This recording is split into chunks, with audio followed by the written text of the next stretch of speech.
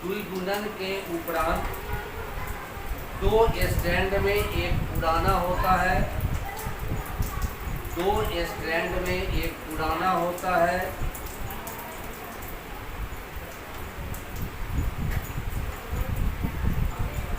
तथा दूसरा नया होता है, तथा दूसरा नया होता है।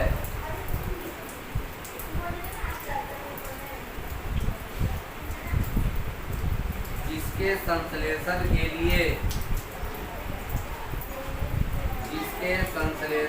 लिए सभी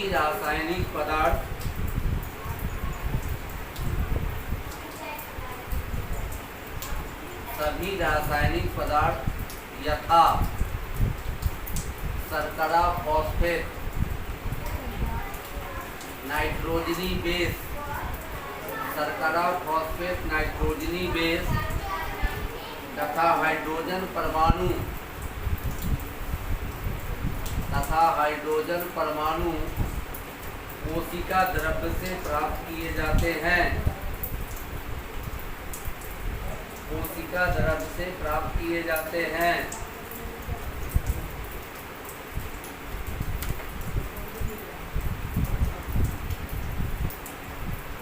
इसी को अर्ध संरक्षी मत कहा जाता है।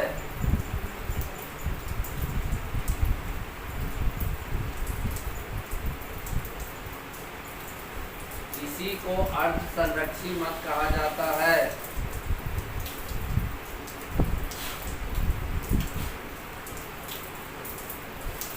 अब लिखो डैश करके, स्टार मार के टॉपिक लिखो। प्रोटीन का संश्लेषण, संश्लेषण मतलब क्या हुआ? प्रोटीन का निर्माण, प्रोटीन का संश्लेषण।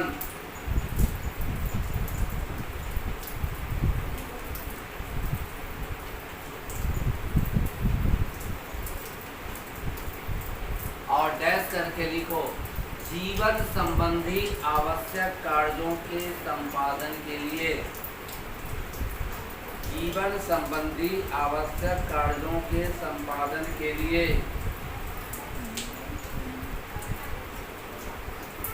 जीवन संबंधी आवश्यक कार्यों के संपादन के लिए हर जीव को प्रोटीन की आवश्यकता होती है, हर जीव को प्रोटीन की आवश्यकता होती है।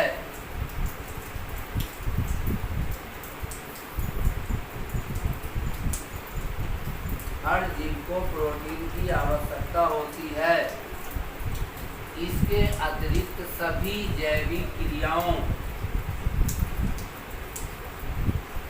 इसके अतिरिक्त सभी जैविक क्रियाओं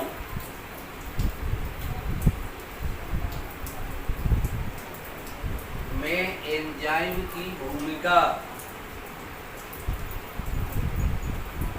सभी जैविक क्रियाओं में एंजाइम की भूमिका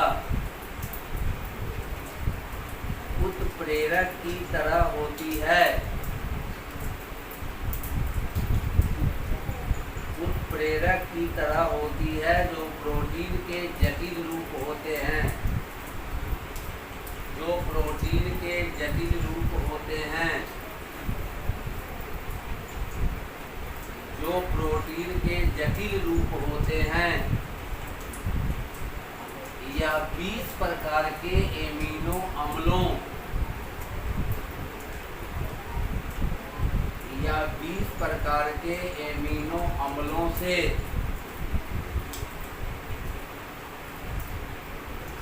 मिलकर बना होता है।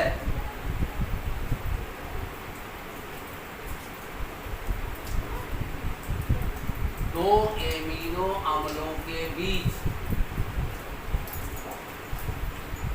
दो एमिनो अम्लों के बीच पेप्टाइड बंधन होते हैं,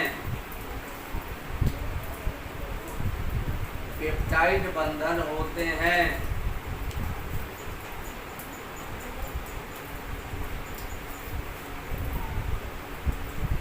यानी पेप्टाइड बंधन से जुड़ी हुई यानी पेप्टाइड बंधन से जुड़ी हुई संरचना को प्रोटीन या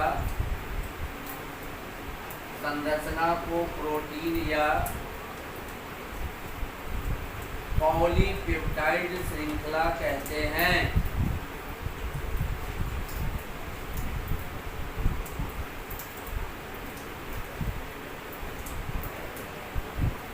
पॉलीपेप्टाइड श्रृंखला कहते हैं। 1948 में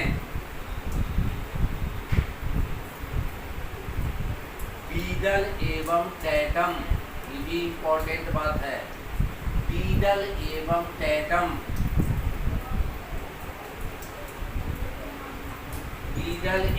टैटम ने कवक न्यूरोस्पोरा पर प्रयोग कर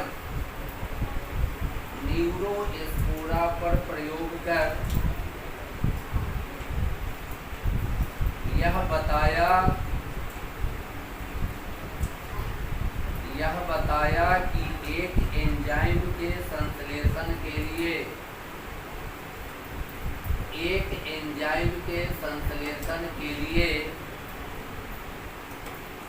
एक जीन जिम्मेवार होता है।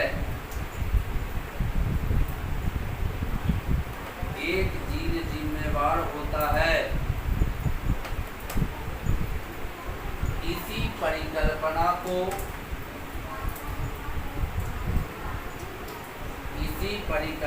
को एक जीन एक एंजाइम सिद्धांत कहा जाता है। एक जीन एक एंजाइम सिद्धांत कहा जाता है। ये भी ऑब्जेक्टिव में आता है कि एक जीन एक एंजाइम वाला सिद्धांत किसने दिया था? तो बीडल एवं टैटम ने। ये नाम लिखाया है। कल एक बात लिखाए थे, डीएनए की दोहरी कुंडलिनी संरचना का मॉडल किसने प्रस्तुत किया था? तो वहाँ नाम लिखाए थे वाटसन एवं क्रिक ने। तो ये नाम आपको याद रखना है कि क्या होता है। अभी क्या लिखा है? हमने लिखाया कि प्रोटीन जो होता है वो आपके शरीर के लिए या किसी भी जीव के शरीर के लिए जरूरी है। आपको पता होना चाहिए कि आपके शरीर में जितने एंजाइम होते हैं, एंजाइम माने क्या होता है? पाचक रस, जो भोजन को पचाता है। एंजाइम माने क्या होता है?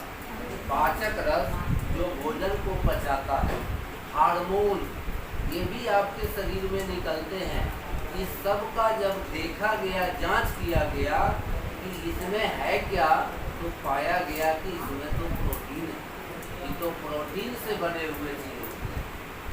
एंजाइम में भी प्रोटीन है, हार्मोन में भी प्रोटीन है, आपके शरीर के मांस में भी प्रोटीन होती है। तो प्रोटीन के बिना शरीर का निर्माण हो ही नहीं सकता है। प्रोटीन के बिना कोशिका नहीं बन सकती है। तो और बात तो बहुत दूर है, प्रोटीन के बिना एक सेल का निर्माण नहीं हो सकता है। अब प्रोटीन जो होता है, जैसे कल बताए थे कि प्रोटीन और एमिनो अम्ल। सबसे पहले तो कल बताया था मैंने कि प्रोटीन जटिल अणु है। जटिल का मतलब क्या है कि लंबा चैन है, इसमें जुटा हुआ है। इसी को कहते हैं जटिल श्रृंखला। श्रृंखला माने चैन, और जटिल मतलब कॉम्प्लेक्स।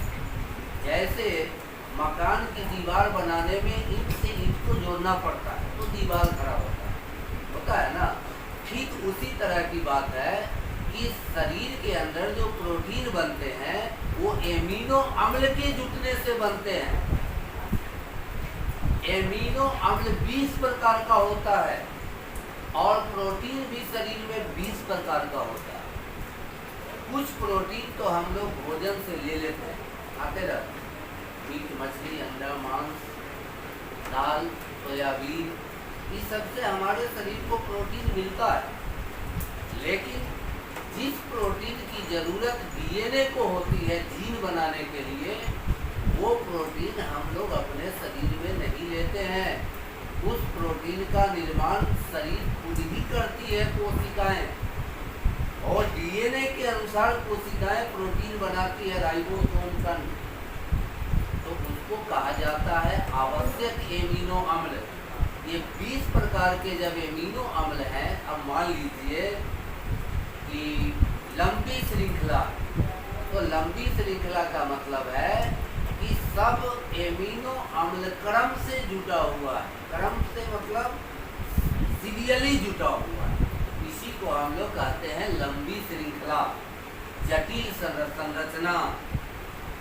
इसी तरह की बात कार्बोहाइड्रेट के साथ भी है। कार्बोहाइड्रेट का सबसे छोटी इकाई कहलाता है ग्लूकोज, और प्रोटीन की सबसे छोटी इकाई कहलाता है एमिनो अम्ल। तो एमिनो अम्ल 20 प्रकार के होते हैं, तो प्रोटीन भी 20 प्रकार का होता है, और आपके शरीर में प्रोटीन की ज़रूरत होती है। यहाँ जो है एमिनो अम्ल का नाम दिया है बच्चों, देखो यहाँ एमिनो अम्ल है, ये जो नाम लिखना है, देखिए आप लोग जरा पेज नंबर पलटिए तो 100 पेज नंबर में आइए और देखिए, हम आपको नाम बताते हैं एमिनो अम्ल का, कौन कौन एमिनो अम्ल है सुनिए, उसमें नाम लिखा होगा, आप पढ़िए। एलेनिन है, ए लिखा हुआ है, alanine, arginine, asparagine, aspartic acid, cysteine, glutamine, glutamic acid, glycine, histidine, isoleucine, ये सब के सब गिनती करो तो कै गो है, कितना है बताओ तो? 20 है पक्का। तो ये सब एमिनो अम्ल का नाम है। इसी एमिनो अम्ल के जुटने से प्रोटीन का निर्माण होता है, इसीलिए कहा जाता है कि प्रोटीन एक जटिल संरचना है। तो हम लोग क्या लिख रहे थे? प्रोटीन संश्लेषण ना, वही ना लिखाए थे। चलो अब आगे लिखो।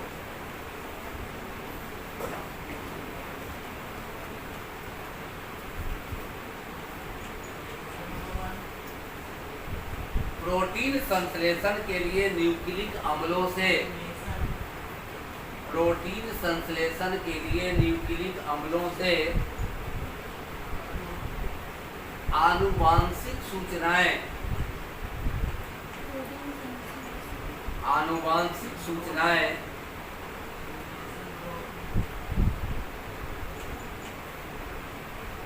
आनुवांशिक सूचनाओं का प्रवाह एक दिशा में होता है, एक दिशा में होता है, यानी डीएनए से विभिन्न प्रकार के आरएनए, यानी डीएनए से विभिन्न प्रकार के आरएनए ट्रांसक्रिप्शन के द्वारा बनते हैं, ट्रांसक्रिप्शन के द्वारा बनते हैं, और पुनः आरएनए से ट्रांसलेशन द्वारा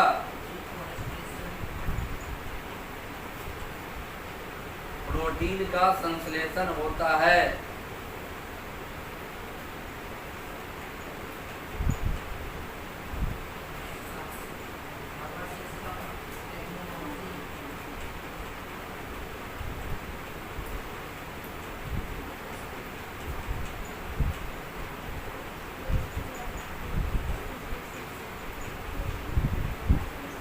अगला पॉइंट लिखो स्टार मार के। आनुवांशिक सूचनाओं के एक दिशा में होने वाले, आनुवांशिक सूचनाओं के एक दिशा में होने वाले प्रवाह का अपवाद, प्रवाह का अपवाद एच टेमिंग एवं डी बेल्टीमोर, एच टेमिन एवं डी बेल्टीमोर ने 1970 में खोजा। 1970 में खोजा।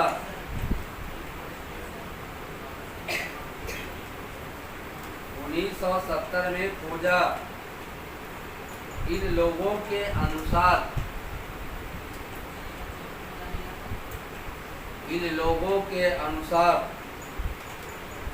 कुछ वायरसों में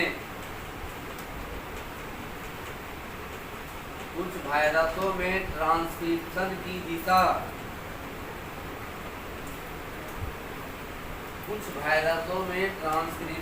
दिशा उल्टी होती है,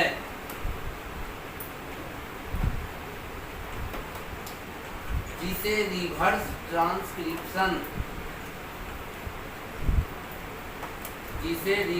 ट्रांसक्रिप्शन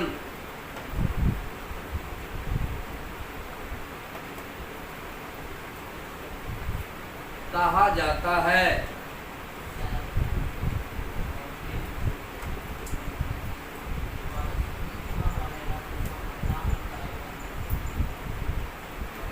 अगला पॉइंट लिखो, मार करके स्टार्ट लिखो।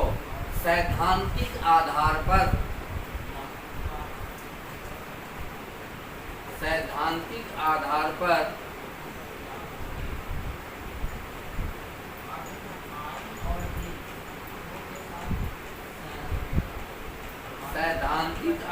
पर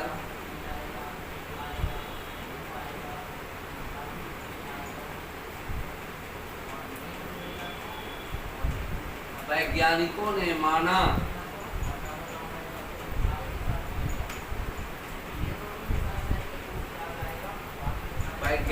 ने माना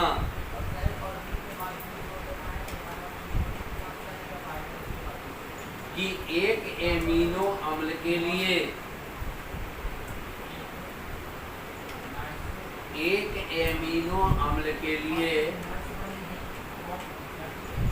सांकेतिक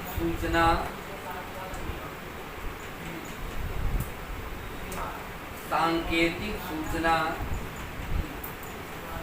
mRNA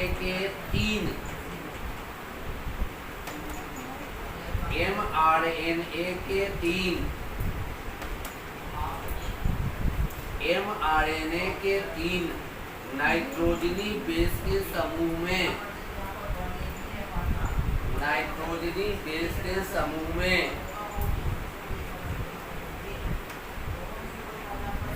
में रहती है।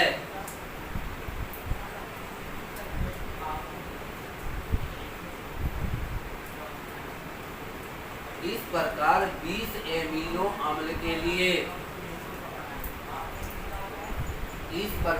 20 एमिनो अम्लों के लिए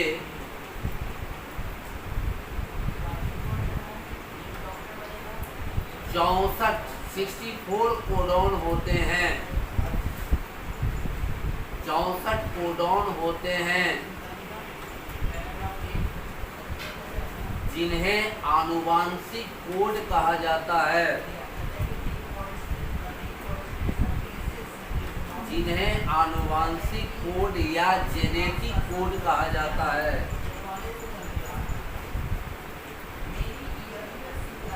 या जेनेटिक कोड कहा जाता है। और इस महत्वपूर्ण खोज के लिए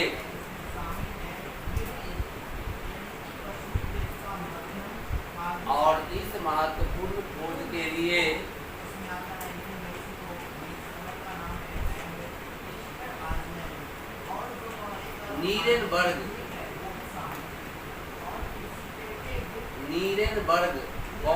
पुराना एवं मैथेई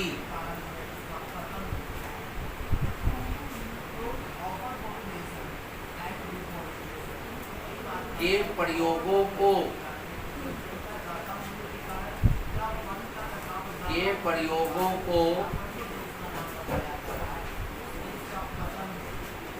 श्रेय दिया जाता है।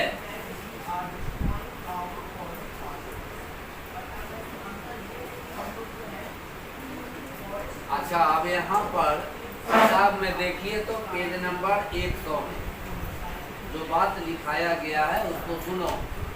आनुवांशिक कोड या जेनेटिक कोड क्या होता है? देखो, एक तरफ आपको एमिनो अम्ल का नाम लिखा हुआ है ना? इंग्लिश में लिखा हुआ है ना?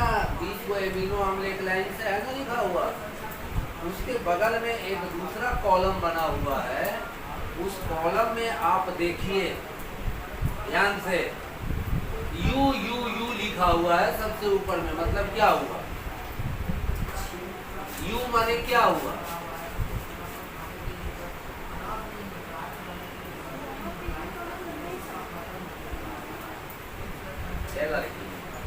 यू माने क्या हुआ?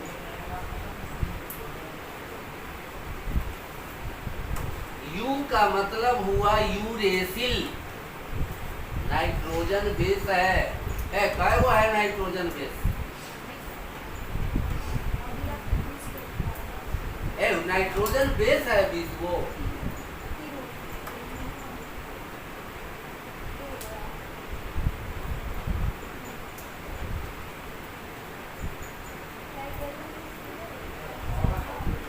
कौन कौन होता है नाइट्रोजन बेस बताओ ना।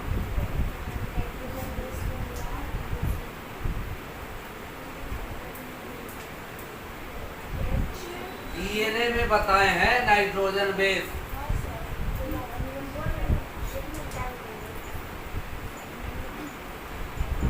एडेनिन, गुआनिन, थाइमिन और साइटोसिन बताए हैं। 4 गो नाइट्रोजन बेस है। आरएनए में कौन सा नाइट्रोजन बेस नहीं रहता है?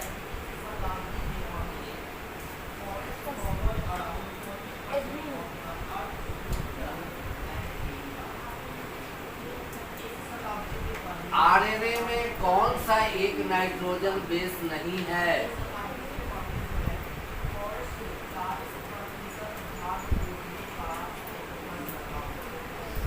थाइमीन। थाइमीन नहीं है आरएनए में। थाइमीन की जगह पे यूरेसिल है।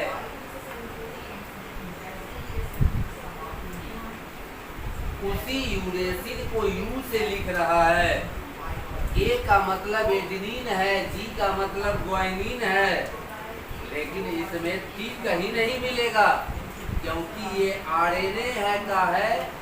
आरएनए ना बनाता है प्रोटीन। अब देखो यहाँ लिखा है यू यू यू, मतलब 3 गो यूरेसिल नाइट्रोजन बेस के मिलने से कौन सा एमिनो अम्ल बनता है? PHE। PHE का मतलब क्या हुआ? PHE का मतलब फिनाइल एलेनिन। पढ़िए वहाँ, PHE का मतलब क्या हुआ? Phenyl alanine. या 2 को U रहेगा और 1 को C रहेगा तो इसका मतलब भी फिनाइल एलेनिन हुआ। क्या लिखाया गया है? समझते क्यों नहीं हो बात को? लिखाया गया है कि प्रोटीन का निर्माण आरएनए करता है राइबोसोम की मदद से। तो इधर जो दिया है लेटर जो लिखा है वो है नाइट्रोजन बेस। अब ओकरा बगल में जो बात लिखा हुआ है वो है एमिनो अम्ल। क्या लिखा हुआ है? हाँ, वहाँ का चार्ट समझने के लिए दिया गया है। अब जैसे ल्यूसीन लिखना है, ल्यूसीन बना एमिनो अम्ल को हमको कोड करना है। तो ल्यूसीन के लिए 2 तरह का कोड है, 4 तरह का कोड है। कौन कौन कोड है? CUU मतलब साइटोसिन यूरेसिल यूरेसिल।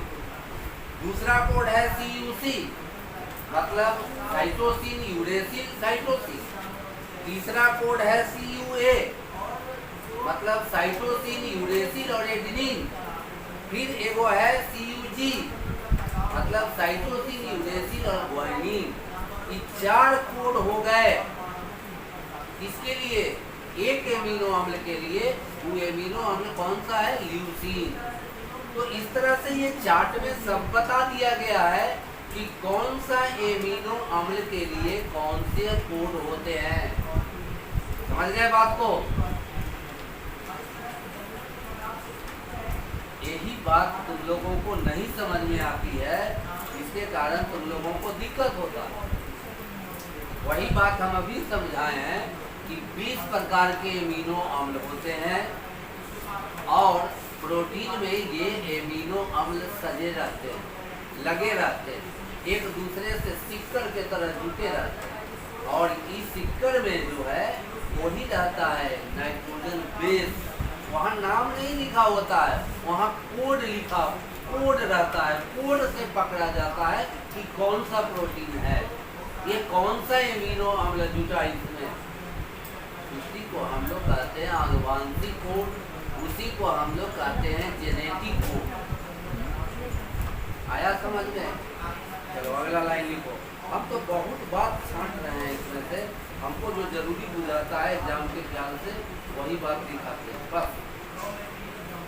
उधर नाम आया translation, transcription, transition, transversion, transduction, transformation, सारा चीज का मतलब लिखा दिया एकदम एक लाइन में, शॉर्ट, ज़्यादा लंबा भी नहीं है, 1 से 2 लाइन में कल लिखा है।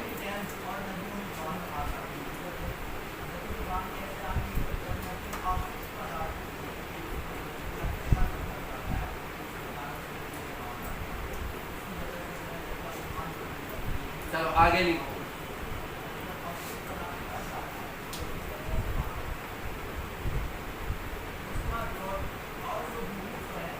कल ही लिखाए थे मेंडल के आनुवांशिक फैक्टर को 1909 में जोहानसन नामक वैज्ञानिक ने जीन का नाम दिया।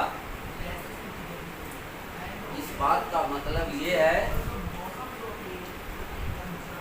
कि मेंडल जब प्रयोग किया था मटर के पौधे पर, तब उस समय दुनिया जीन के बारे में नहीं जानती थी। मेंडल ने कहा था कि कोई ऐसा फैक्टर है जिसके कारण माता पिता के गुण बच्चों में आते हैं। उसी फैक्टर को, उसी कारक को आज के वैज्ञानिक लोग कहते हैं कि वो कारक कोई और नहीं था, वो कारक था जीन। इसको हम लोग आजकल जीन कहते हैं। तो मेंडल के समय में न माइक्रोस्कोप बड़ा था, न ज़्यादा विज्ञान में रिसर्च हुआ था, न लोगों को ज़्यादा जानकारी थी। तो मेंडल को भी जानकारी नहीं थी, तो मेंडल ने कह दिया कि कोई ऐसा कारण है, कोई ऐसा चीज़ है, कोई ऐसा फैक्टर है जिसके कारण माता पिता के गुण बच्चों में आते हैं। उसी कारक को, उसी फैक्टर को, उसी कारण को जोहानसन नामक वैज्ञानिक ने 1909 में, बहुत दिन पहले की कहानी तो नहीं है, 100 साल से थोड़ा ज़्यादा की कहानी है, 1909 में उसका नाम दिया जीन। क्या नाम दिया उस कारण का? ये लाइन शायद हम कल लिखा दिया। कहाँ तक लिखा थे? उस लाइन को जरा पढ़ो तो।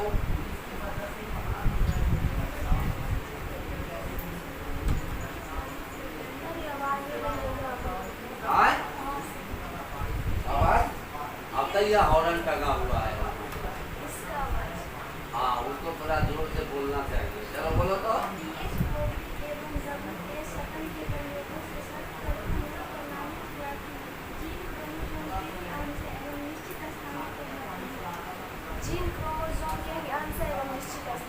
हाँ, अब जीन और क्रोमोसोम में क्या अंतर?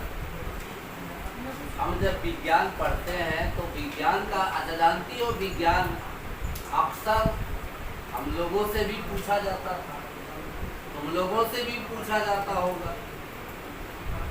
कोनो आदमी बड़ा अजीब सवाल कर देता है जिसका जवाब हमको नहीं मिलता। हम विज्ञान पढ़ते हैं, अब पूछ लेगा विज्ञान क्या है ना, तो इसका उत्तर कितना तरीका से हम दे सकते हैं, बहुत परिभाषा हो सकते हैं, लेकिन मतलब एक ही है। परिभाषाओं का मतलब क्या होगा? एक विज्ञान कहते हैं विशेष ज्ञान, विज्ञान क्या है? प्राकृतिक घटनाओं का विज्ञान प्राकृतिक घटनाओं की व्याख्या करता है। विज्ञान यही है, किसी बात के क्रमिक अध्ययन को, सिस्टमेटिक नॉलेज को विज्ञान कहते हैं। तीन परिभाषा हो। क्रमिक अध्ययन, क्रमिक अध्ययन का मतलब क्या हुआ? अब यहाँ पे सवाल आया कि किसी घटना के क्रमिक अध्ययन को हम विज्ञान कहते हैं। क्रमिक अध्ययन हम लोगों ने किया, कभी हम सेल पढ़े थे, फिर अब हम डीएनए पढ़ रहे हैं, अब हम आरएनए पढ़ रहे हैं, अब हम जीन पढ़ रहे हैं। एक समय था जब हम केवल सेल पढ़े थे, अब क्या पढ़ते हैं? डीएनए, आरएनए, अब जीन पढ़ रहे हैं। यही ना हुआ क्रमिक अध्ययन, यही ना हुआ सिस्टमेटिक नॉलेज। पहले हम कुछ और पढ़े थे, अब आगे बढ़ के कुछ और पढ़ रहे हैं। इसी को विज्ञान कहते हैं। विज्ञान मानिए तो बड़ा रोचक विषय है, बहुत मन भी लगता है, और नहीं पढ़ने वाले को तो मन नहीं लगता। उसको तो विज्ञान क्या है, हिंदी में भी मन नहीं लगेगा, संस्कृत में भी मन नहीं लगेगा, वो तो किसी तरीका से पास करने की बात सोचेगा। लेकिन पढ़ने का मतलब कुछ होता है कि पढ़ने का मतलब है कि हम कुछ बताएं। हमरा से किसान पूछ दे कि अच्छा आप बड़ा विज्ञान पढ़ते हैं तो बताइए तो कि जो हम पेड़ लगाए पियर काहे हो गया। तो आप बहुत बात बता सकते हैं, कह सकते हैं कि आपके पेड़ के जड़ में कीड़ा लग गया, इसीलिए पेड़ पीला हो गया। ये भी कह सकते हैं कि इस पेड़ के जड़ में पानी लग गया, इसीलिए जड़ सांस नहीं ले पाया और मर गया, और जब जड़े मर गया तब सिर पे छूट गया। तो किसान को जो जानकारी नहीं है, वो जानकारी किसको होगी? कृषि वैज्ञानिक को। किसको होगी जानकारी? पेड़ के पत्ते पीले पीले हो गए, चिट्टीदार हो गए, फूल नहीं टिक रहा है, फल नहीं बन रहा है, फसल में रोग लग गया है, तो किसान ये देख रहा, लेकिन कृषि वैज्ञानिक उसका सही कारण बता देगा कि किस कारण हुआ। बुखार तुम्हें लगती है तो हम या तुम जाते हैं डॉक्टर के, तो डॉक्टर को कुछ शक होता है तो कुछ जांच लिखता है, फिर उस जांच का रिपोर्ट देखता है, फिर उस रिपोर्ट को देख के आगे दवाई लिखता है ना। तो जो जानकारी एक डॉक्टर के पास है वो जानकारी हमारे पास है, जो जानकारी एक कृषि वैज्ञानिक के पास है वो जानकारी किसान को नहीं।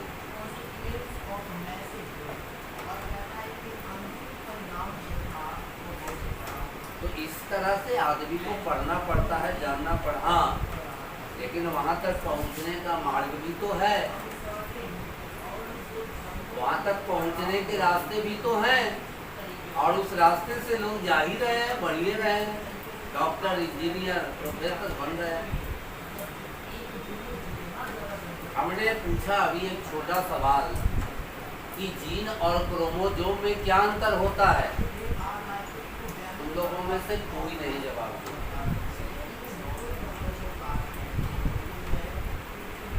क्या बोल रही है? अब कभी पूछे हैं? अगर तुम बताओ ना कि जीन और क्रोमोसोम में क्या अंतर है।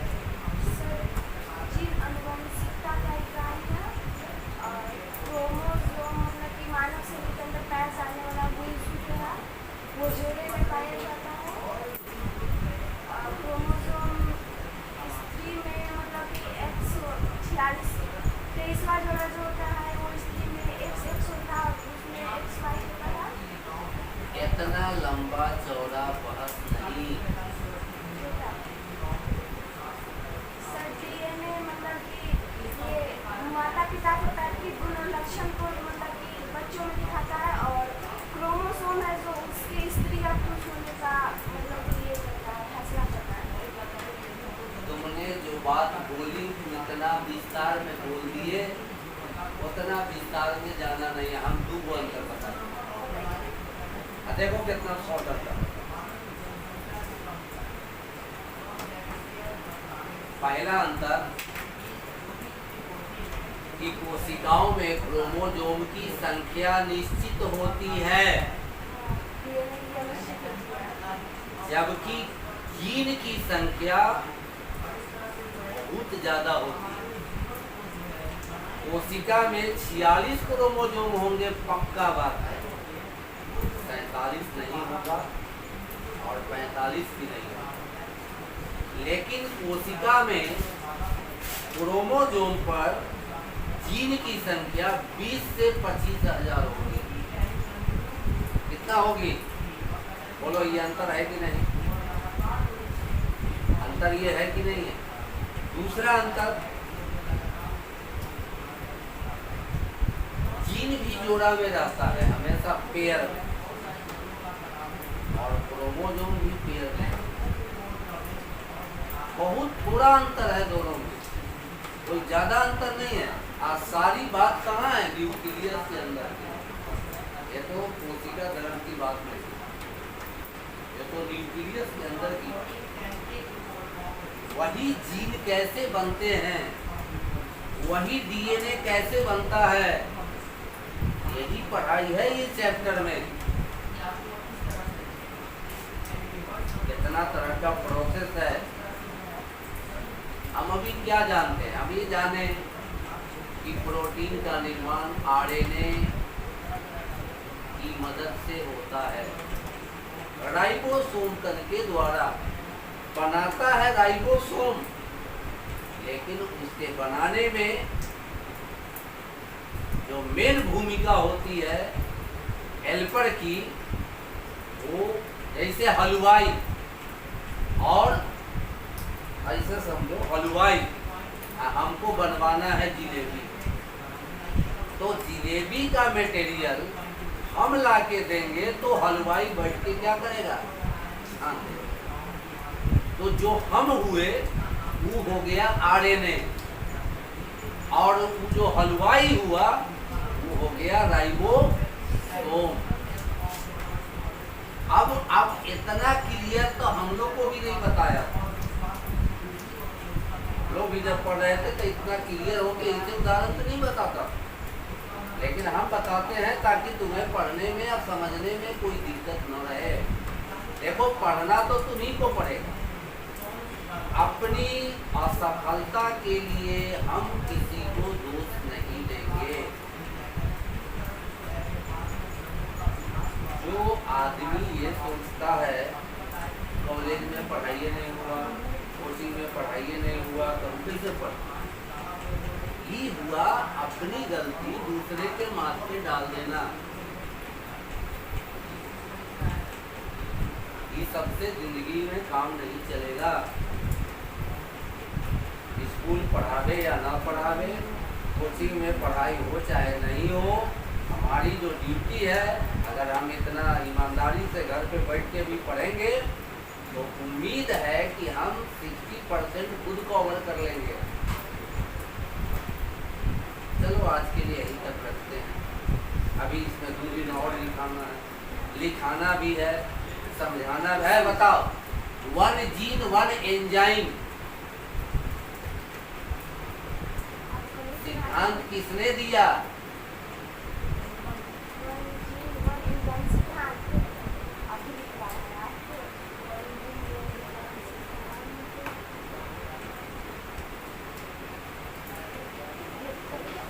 नीरेनबर्ग, खुराना एवं मैथेई।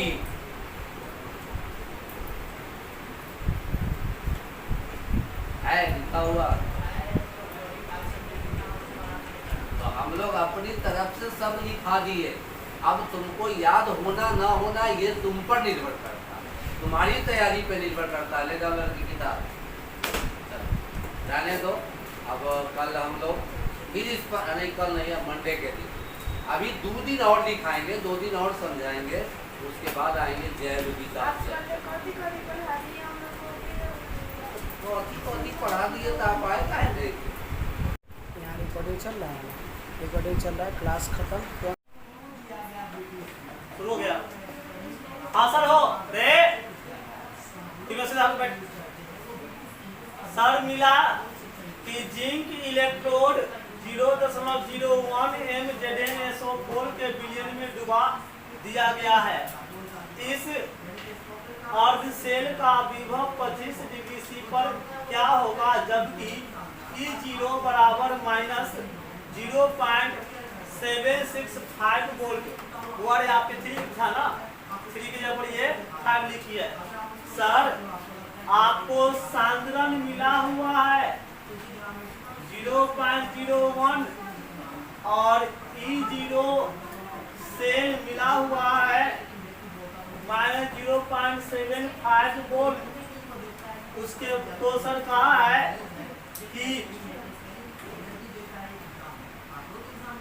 अर्ध सेल विभव E निकालने के लिए सर, तो E बराबर E0 cell -0.0591 by n log क्या सर 0.001।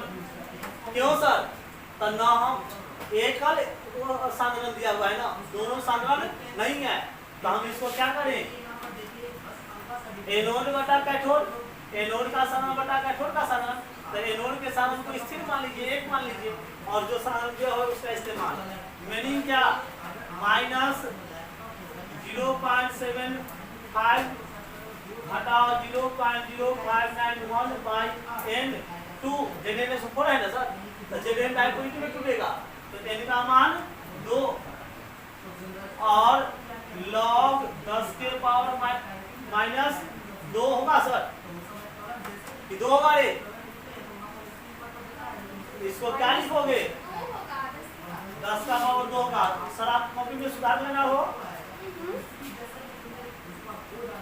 तो क्या होगा, -0.75 वोल्ट घटाओ 0.0591 बाई 2 इंटू 2 log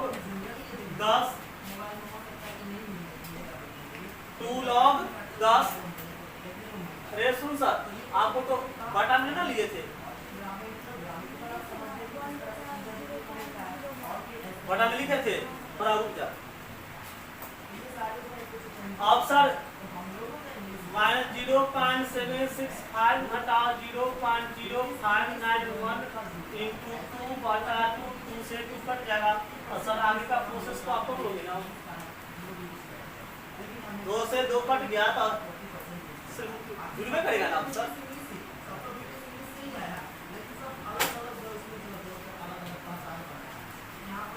नोट कर ले,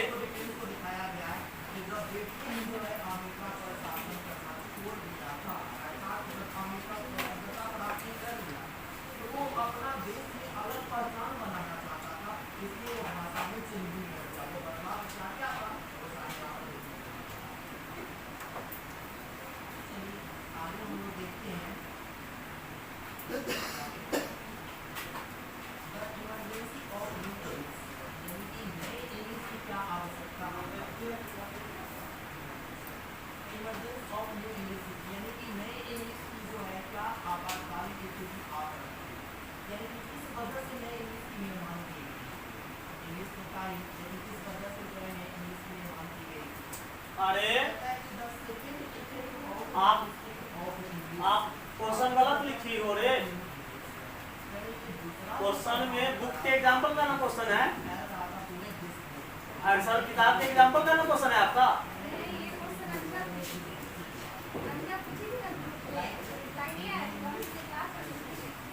हम क्या पूछे आपसे, भारतीय भवन के में एग्जाम्पल जो बनाया हुआ है उसका ये क्वेश्चन है आपका।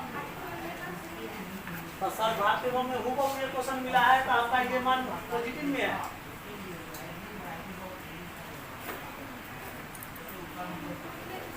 और सर हम लोग जो 1 बटा कर रहे हैं ना, क्या आपका भी ये 1 बटा नहीं होगा,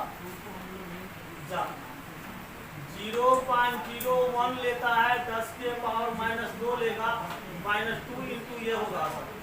तो इसमें इसका माइनस पोर्शन जो बचेगा तो ये दोनों मिलके क्या करेगा सर, ये और ये अंक डाटा प्लस में है आपका, आप तनिक क्वेश्चन ध्यान देना। 0.765 माइनस माइनस प्लस ये हो जाएगा 0.0591।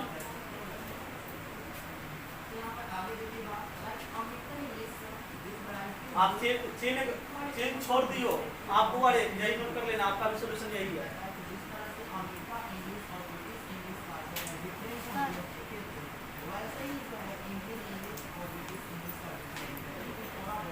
आप हमें क्वेश्चन क्या दो सर, ध्यान देख ले। E0 सेल पर आधारित है, हमको दे दो। EMF पर है, हमको दे दो। KC है, समय स्थिरांक हमको दे दो, या फिर डेल्टा G0 गिन चुक जाए तो दे दो। इस 4 पर आंकिकी है, हमसे पहले कंप्लीट करा। इस 4 पर आंकिकी है तो हमसे पहले कंप्लीट करवाओ आप लोग। और रही बात बुक के और आंकिकी की, तो उसका भी समय हम आपको देंगे। ये 4 आपके सिलेबस एग्जाम का टर्म है, इस पर आधारित आंकिकी है, हमको दो।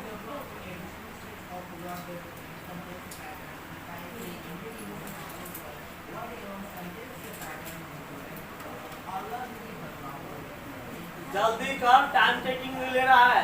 घर से सर आ जाएंगे तो फिर हमको जाना पड़ेगा। 6 मिनट ही हुआ, अभी तो 6 मिनट ही हुआ। आप लोग इंतजार में इतना लेट हुआ है तो क्लास कब का भागा रहा।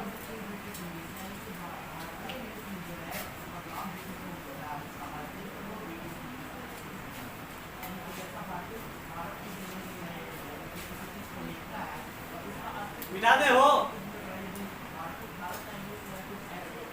बोर्ड पर वाला मिटा दे।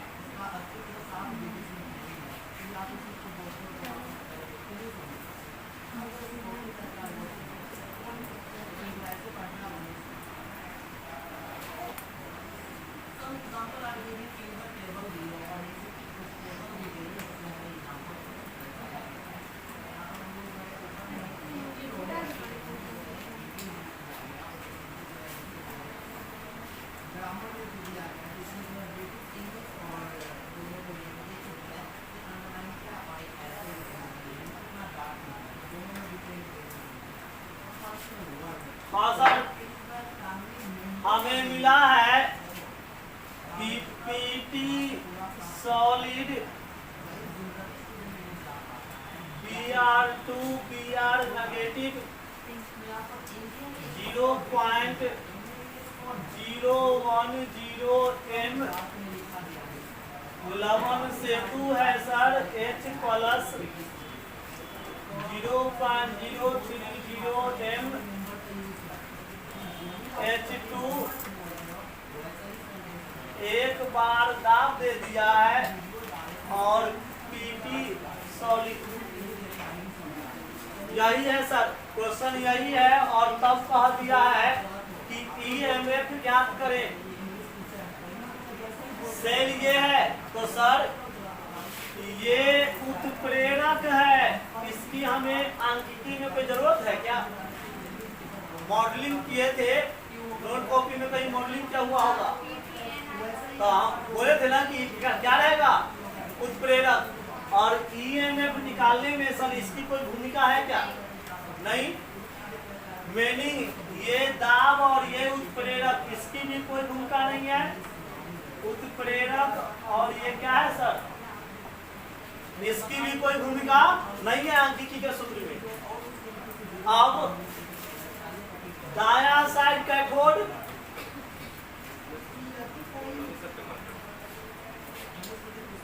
हमको ना मिलेगा तो हम भी कोई लेके चल जाएंगे। ये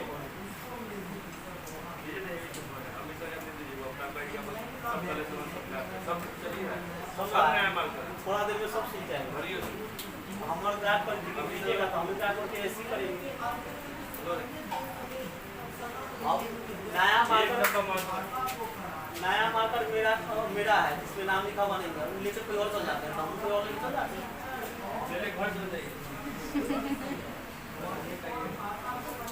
हाँ सर देखिए, ये इधर कैथोड, इस तरीके में इधर कैथोड ना सर, और इधर कौन चीज एनोड। मतलब हमें सर एनोड का सांद्रण कितना 0.010 m, कैथोड का सांद्रण कितना 0.030 m, यही ना सर। और यहाँ देख सर Br2 Br नेगेटिव में जा रहा है, उससे मतलब नहीं। जांच ये ले कि इलेक्ट्रॉन का लेन देन कितना 1 माइनस 1 प्लस n का मान 1, n का मान 1 और नहीं 2 लेके चलोगे सर, इधर Br2 2 इलेक्ट्रॉन एक्सेप्ट करेगा तो इसको H2 को 2 इलेक्ट्रॉन देना पड़ेगा ना, लेकिन एक मिलके के ना देगा सर, एक H प्लस H एक H तक के ना देगा, तो n का मान कितना 2 मिलके 2 देता है, तो एक मिलके के ना देगा, n का मान 1। और E0 Br2 Br नेगेटिव का वैल्यू सर किताब है तो उसमें देख के बताइए, विद्युत रासायनिक श्रेणी में भारतीय बोर्ड या टेक्स्ट बुक किताब है तो हमको देख के बताइए, विद्युत रासायनिक श्रेणी में जाके बता सर देख करके। और EH प्लस H2 तो ये तो सर 0 वोल्ट होता है, हाइड्रोजन का 0 वोल्ट होता है, वो हमको पता है, हाइड्रोजन का 0 वोल्ट होता है कितना 1.08 1.08। हाँ और सर पूछो ना प्लस प्लस है बोलना चाहिए ना सर यो। तो सर E0 सेल निकालोगे तो सर कौन चीज EC माइनस EA, EC कितना 0 माइनस कौन चीज 1.08 कितना आएगा सर माइनस 1.08 वोल्ट। और तब जाकर के सर जी क्या कह रहा है EMF बराबर 1, तो सर EMF बराबर E0 सेल माइनस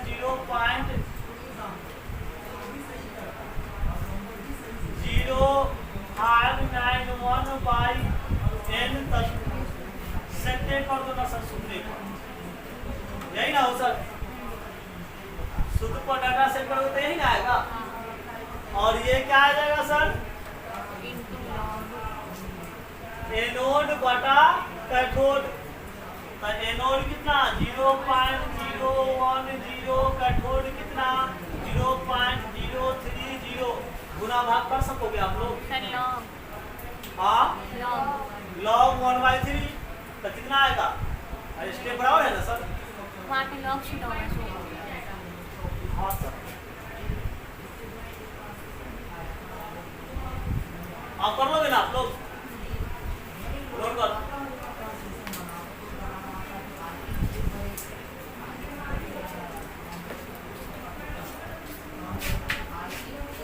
आप इधर जाओ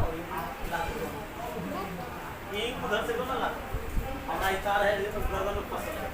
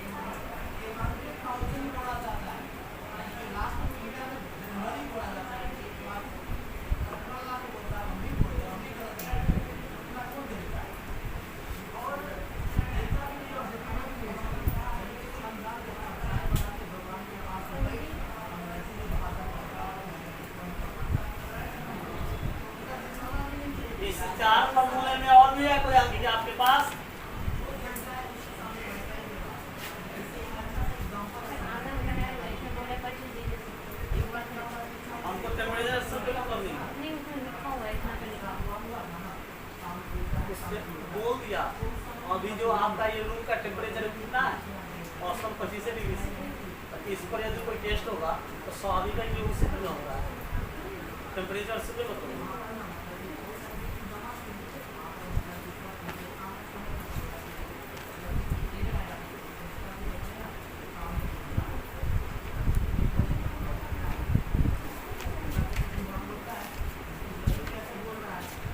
अरे सर टाइम क्यों बिता रहे हो आप लोग? हयाम जी की तो आगे हमको दो ना।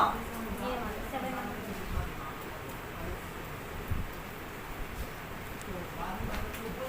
वो भी अभी इस फॉर्मूले से बाहर जो भी है सबको भी रोकिए, उसके लिए भी टाइम देंगे आप लोग। अरे सर मेरी बात आप समझो ना, इस 4 फॉर्मूले पर आधारित आंकड़े है आपके पास। अगर हम आपको पूछ लो सोमवार को एक दिन फिर आपको टाइम देंगे हम, तो आपको जो छुट्टा आंकड़े है ना वो हम बता लेंगे आपको।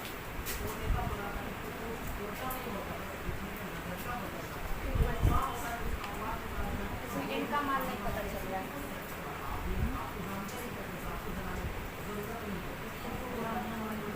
ठीक है।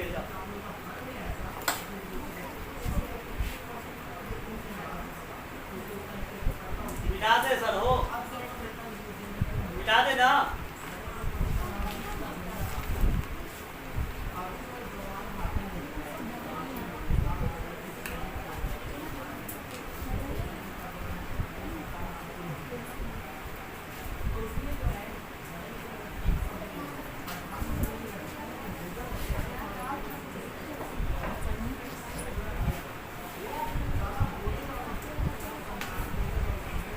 सर देखो ये 2Fe try positive plus 2I negative arrow चिन्ह 2Fe die positive plus I2। इसके लिए E0 सेल का मान 0.236 वोल्ट देले है, तो बोला है डेल्टा G0 बराबर वाट, है ना सर? मानक विद्युत ऊर्जा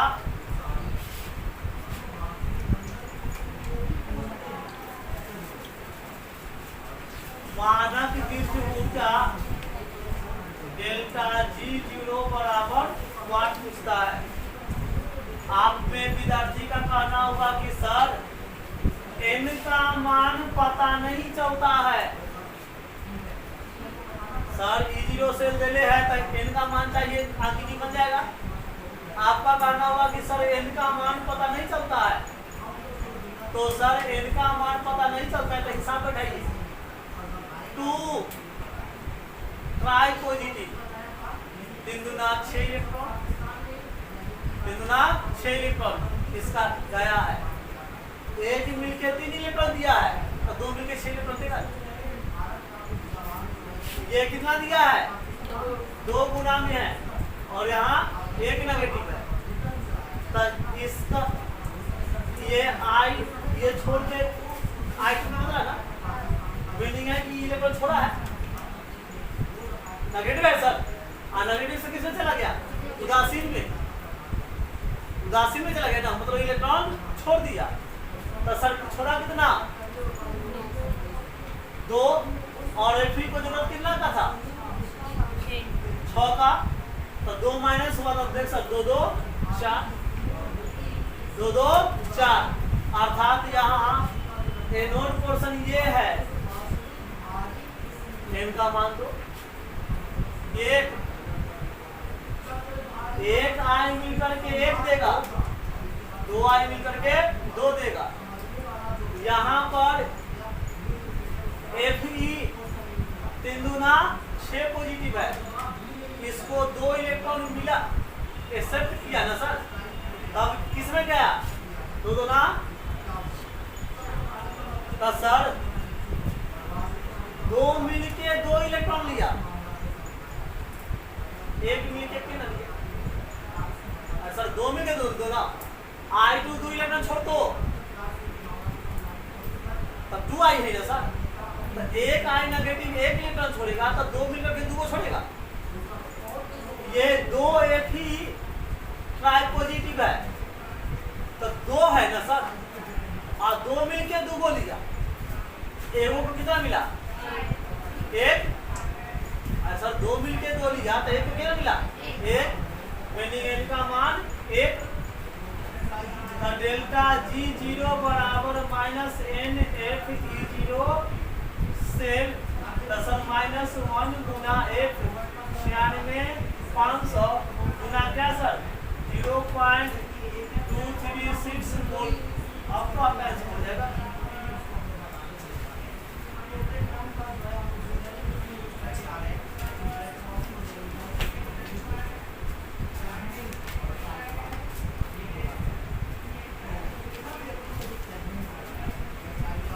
आप लोग पंखा चालू कर दी ना, बोर्ड पर उसका इफेक्ट आ रहा है पंखा के डायना का, आ रहा है ना? यही आप लोग के वीडियो में हुआ था, पंखा का डायना का छाया जो पड़ता है इसलिए बोर्ड पर लिखा हुआ कम दिखाई पड़ा है। अभी अब जल रहा है ना, ये न था कल परसों, ये कल परसों न था तो पंखा के डायना का छाया ना ज्यादा पता था बोर्ड पर।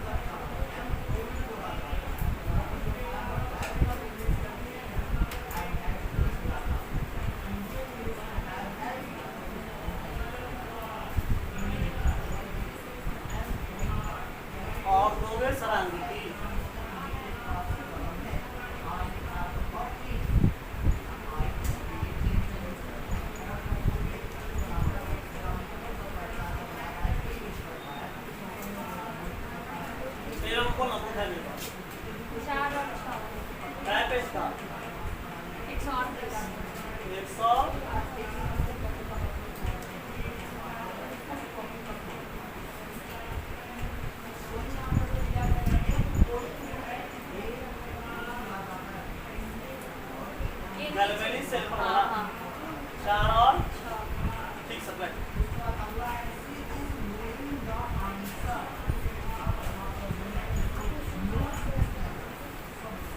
मिटा दे समझियो, अरे मिटा दे बोर्ड पर से। नाव बोलना चाहते तो इशारों तो कर दे।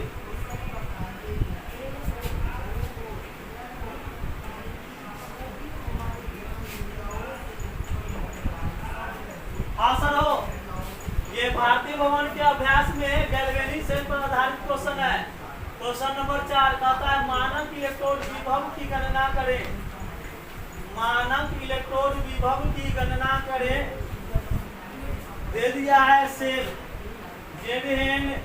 Zn डाई पॉजिटिव, लवण सेतु है आपका Cd डाई पॉजिटिव Cd, और वैल्यू दे दिया है क्वेश्चन आपका E0 Zn डाई पॉजिटिव बराबर 0.76 वोल्ट, और E0 Cd die positive Cd बराबर कौन सी सदी दे रखा है -0.4 वोल्ट। और तब सर कहा है EMF अर्थात मानक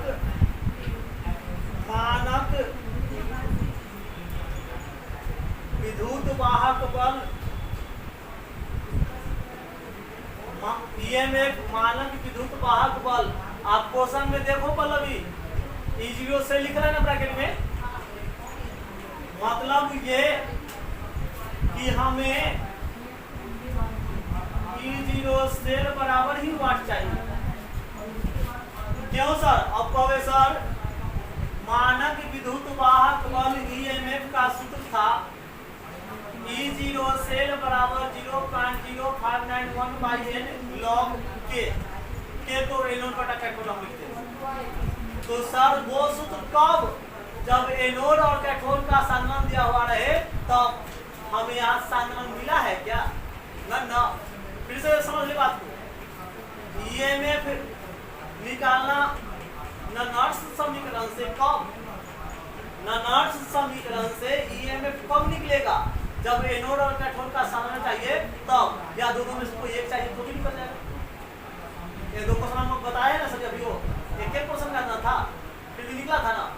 लेकिन यहाँ तक कम से कम एक क्वेश्चन का साधन नहीं होगा, ना एनोड का ना कैथोड का, तो नॉर्ड्स इक्वेशन यहाँ लागू नहीं होगा। हमारा पुराना सूत्र ही काम करेगा। E0 सेल का E0 सेल बराबर E0C माइनस E0A। क्यों? हमें साधन की पता नहीं है। साधन की पता रहता तो हम जाते हैं नॉर्ड्स समीकरण में। साधन की पता नहीं है तो हम सिंपल सूत्र पे जाएंगे। यही विद्युत वाहक बल भी यही है सर। ऐसी स्थिति में क्या है? इसी माइनस 0.4 वोल्ट माइनस क्या सर 0.76 वोल्ट, मतलब माइनस 0.4 और माइनस 0.76 वोल्ट। कितना आया सर?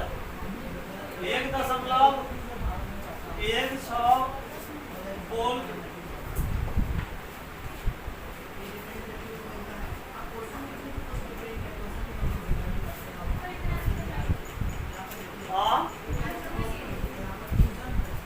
ये सब क्या है?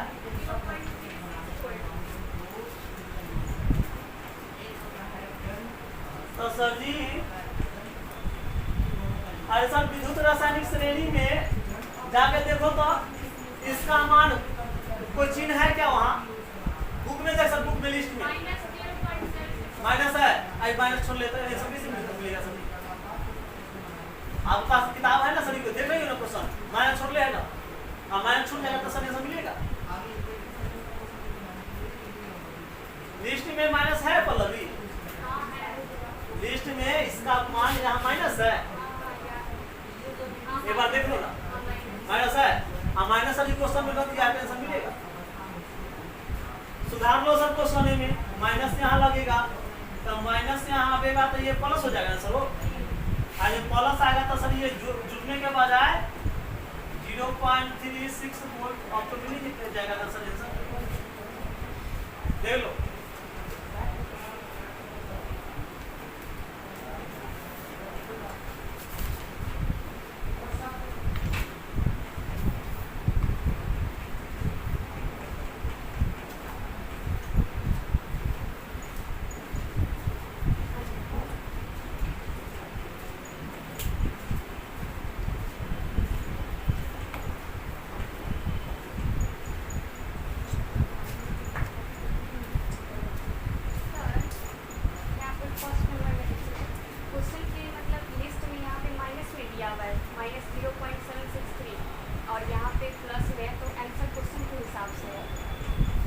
नहीं आपको कंप्लीट नहीं बात। चलो बैठ हम बताते हैं।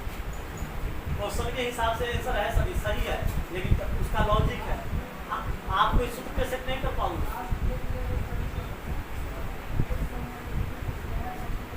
सब सुनोगे सर या नोट कर रहे हो? सुन सर।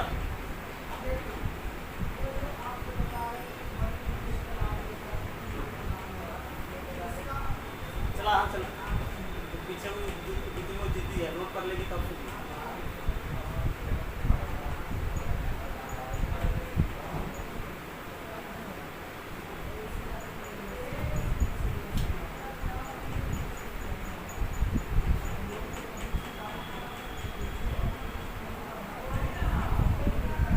हो गया? सर पहला क्वेश्चन में लॉजिक देख।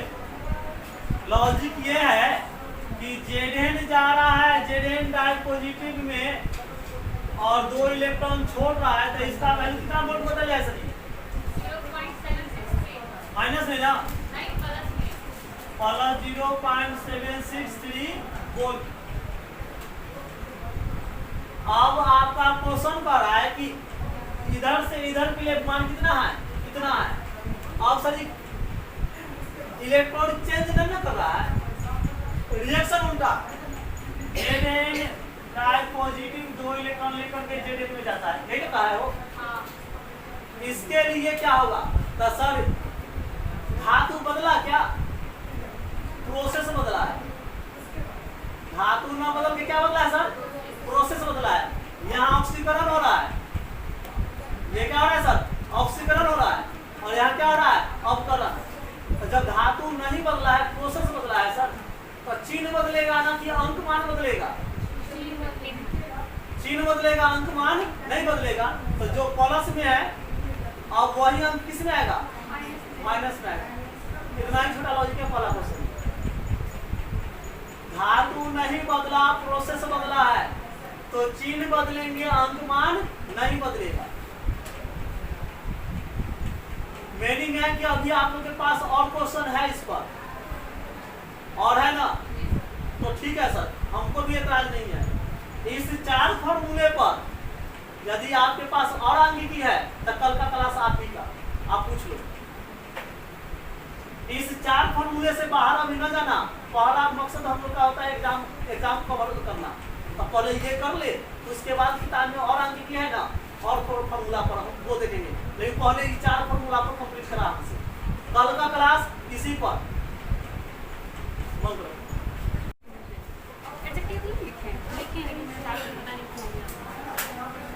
कल फार्मूला बताए थे ना विस्थापन विधि में, प्रतिस्थापन विधि में।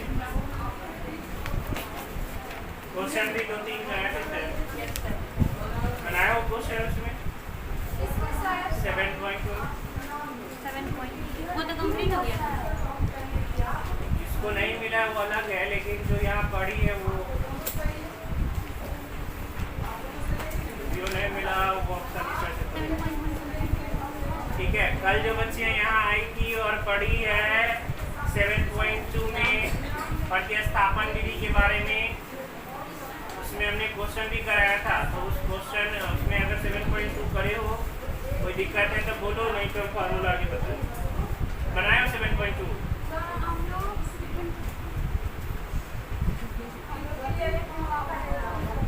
चलिए हटाइए, नहीं बनाया। आगे हम लोग tan x और cot x का इंटीग्रेशन देख लिए थे ना। अब देखो sec x का जो फार्मूला नंबर आपका 17 होगा या 18, कल कहाँ तक हुआ था? 17 तक थोड़ा सा फार्मूला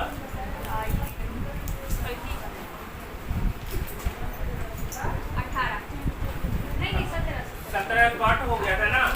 देखो कल हम लोगों ने tan x और sec x का फार्मूला देखा, कैसे tan x और cot x का फार्मूला प्रतिस्थापन विधि के द्वारा हम लोग निकालते हैं। ठीक है, आज हम लोग देखेंगे sec और cos का 18 और 19। देखिए sec x,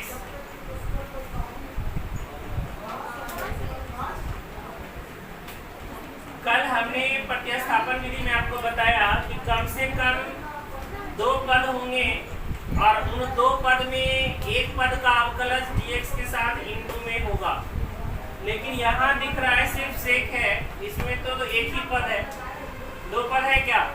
नहीं ना, सेक x में सिर्फ और सिर्फ एक ही पद है, जबकि प्रतिस्थापन विधि के लिए आपको कम से कम 2 पद होना चाहिए, उसमें भी एक का अवकलज दूसरा मौजूद हो।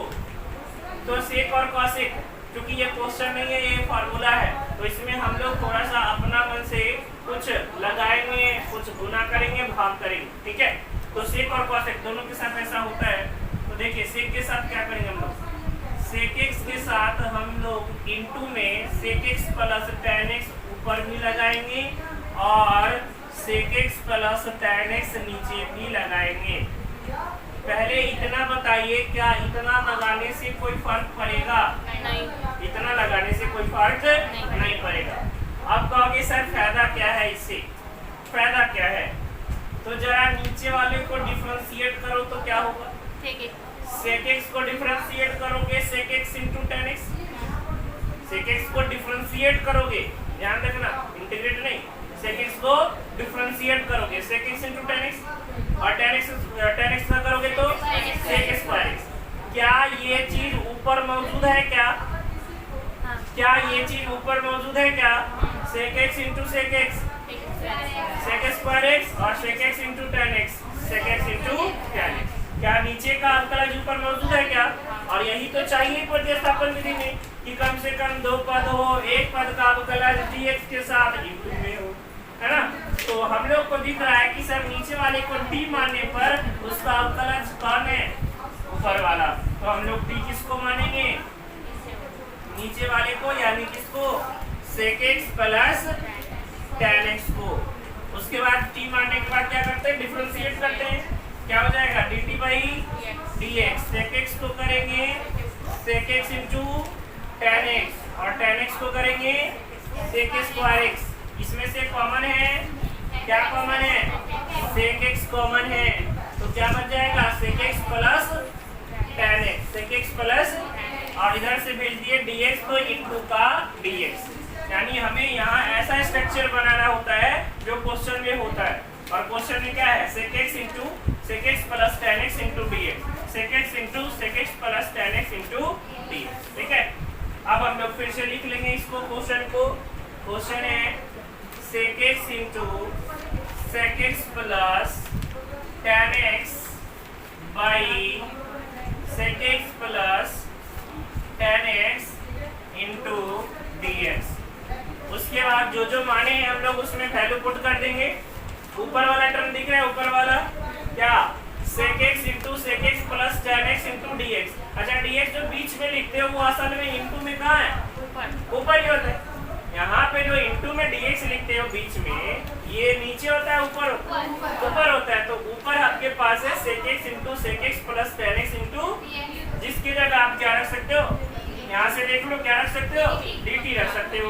नीचे वाला क्या है? sec x plus tan x, और sec x plus tan x की जगह आपने क्या माना है?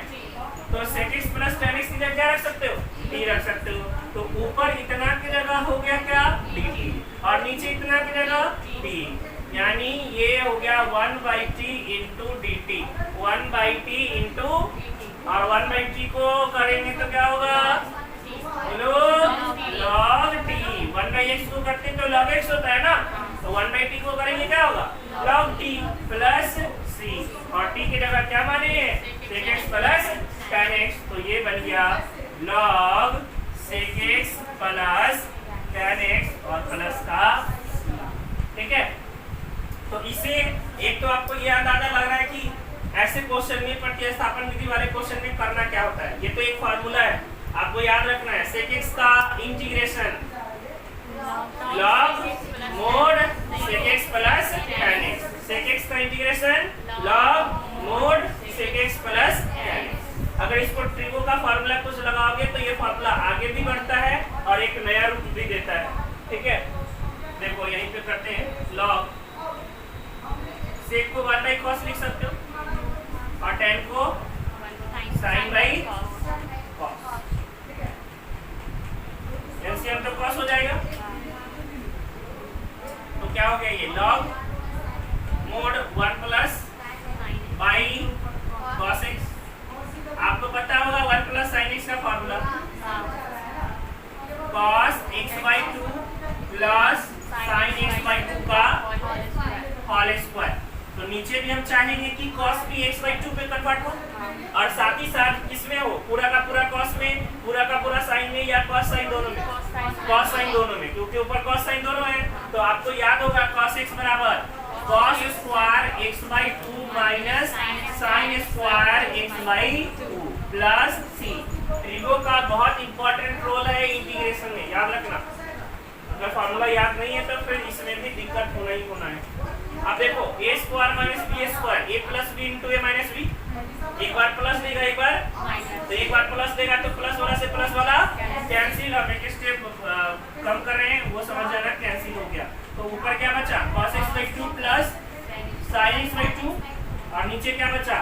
cos x/2 minus sin x/2। और ये स्ट्रक्चर तो अब रट, मतलब जवान पे होना चाहिए कि सर जैसा ही ऐसा देखे तो cos से भाग करते हैं, और cos से भाग करके क्या कन्वर्ट हो जाता है?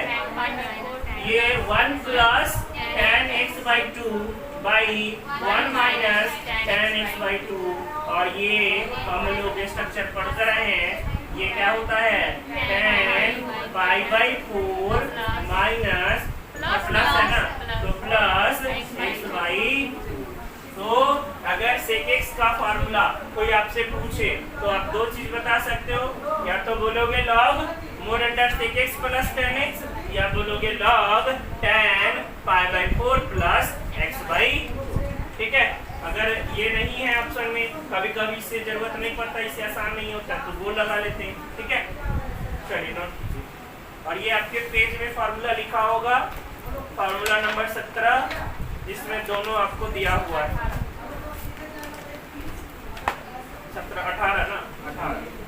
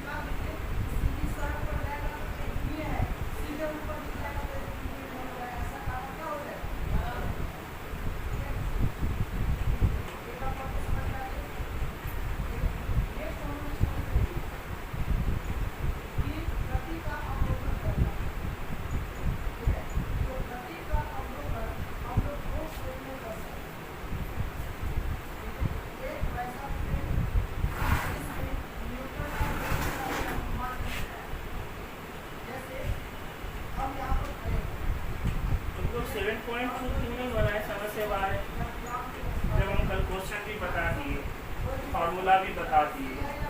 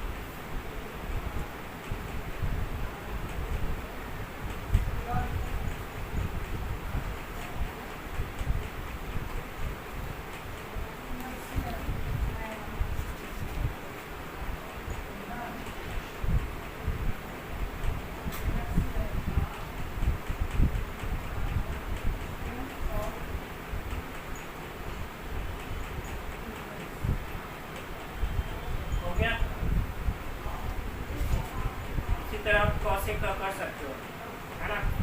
इसी तरह आप किसका कर सकते हो, कॉसेक का, और कॉसेक में लगाना होता है कॉसेक माइनस कॉट। इसमें जैसे लगाए ना sec x plus tan x, उसी तरह कॉसेक में हमें क्या लगाना होता है, cosec x minus cot x लगाना पड़ता है, और वो ऊपर नीचे लगा के आप इंटीग्रेट कर सकते हो उसको। तो वो कर लेना अपना घर पे, फार्मूला देख लो उसका। फार्मूला देखो 18 नंबर 19 नंबर सबके पेज में होगा 19 नंबर फार्मूला, देख रहे हो 19 नंबर। कॉसेक एक्स का integration log cosec x minus cot x, cosec x का integration log mod under cosec x minus cot x, और उसको साइन बाई कॉस में कन्वर्ट करोगे तो वो कट कुट के क्या आएगा, tan x by 2, क्या आएगा tan x by 2। तो cosec x का इंटीग्रेशन दूसरा क्या हो जाएगा, log mod under tan x by 2, ठीक है। उसी फॉर्मूला को आगे बढ़ाओगे तो मिल जाएगा, तो वो आप कर लोगे घर पे अपना। उसमें लगाना है क्या, ऊपर नीचे क्या लगाओगे, उसमें cosec x minus cot x, उसमें ऊपर नीचे लगाना है और नीचे वाले को टी मार लेना है, सेम इसी तरह से। चलिए वो हो जाएगा। तो ये थे प्रतिस्थापन विधि के 4 फार्मूले, जिसमें हम लोगों ने सीखा tan x का इंटीग्रेशन, cot x का इंटीग्रेशन, sec x का इंटीग्रेशन और cosec x का इंटीग्रेशन, ठीक है। अब क्वेश्चन नहीं किए हो तो हम लोग यहाँ पे कुछ क्वेश्चन करते हैं, तो गलत किए क्वेश्चन नहीं करेंगे।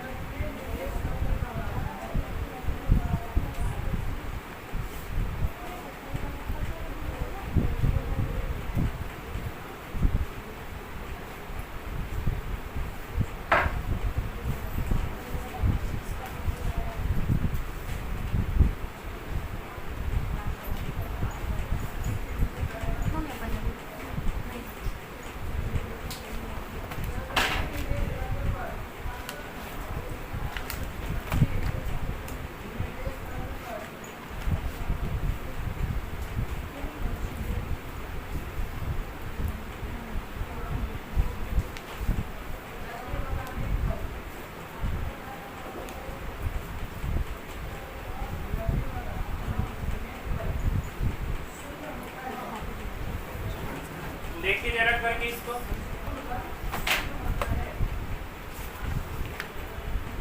sin x plus cos x by sin x minus cos x,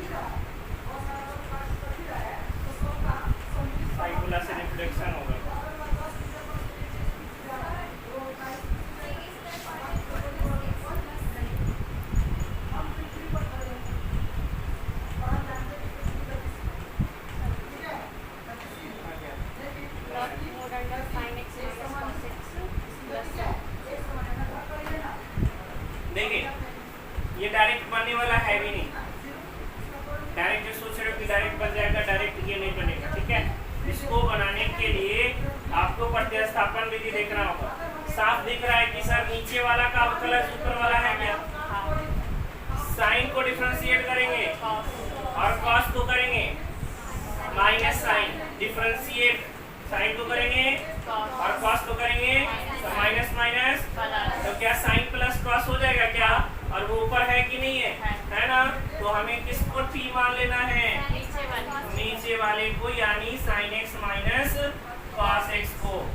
उसके बाद डिफरेंशिएट करना है dt बाई dx बराबर ये हो गया cos x और ये minus minus plus sin x, तो dt बराबर sin x plus cos x into dx, जो कि हमारे क्वेश्चन में है। तो जिसके जगह हम क्या रख सकते हैं? dt रख सकते हैं। तो ये हो गया आपका question sin x plus cos x by sin x minus cos x dx equal to sin x plus cos x into dx की जगह क्या रख सकते हैं? dt रख सकते हैं, और ये sin x minus cos x की जगह क्या रख सकते हैं? t रख सकते हैं। तो 1/t को करते क्या होता है? log mod t plus c, और t की जगह क्या माने? sin माइनस cos, यानी sin x minus cos x।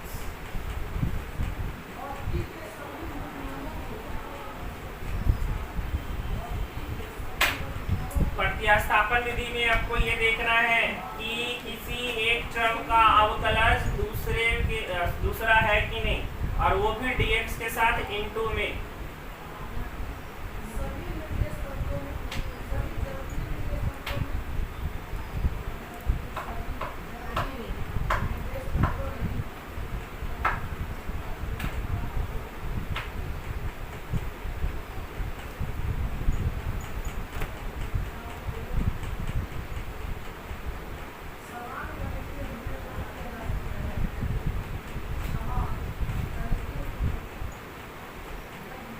हो गया?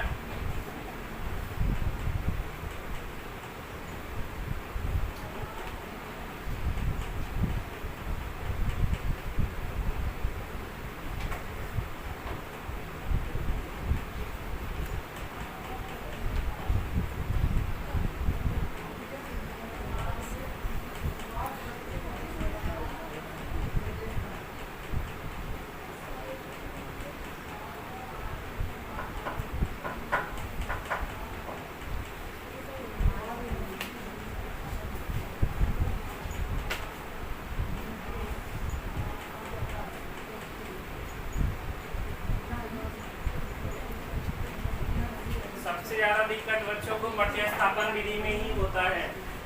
यही नहीं समझ में आता है कि इसको मानना है कि, तो इससे अच्छा कोई नहीं सिखाएगा। इतना डिटेल में कल हमने आपको बताया है।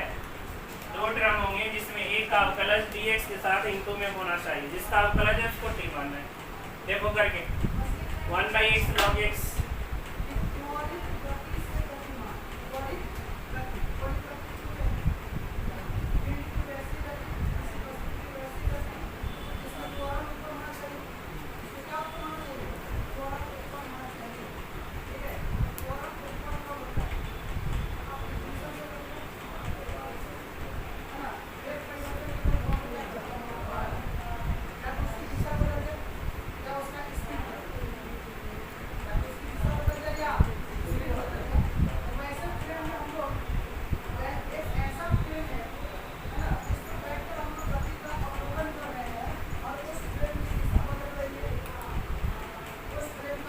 log x plus c, log x plus c।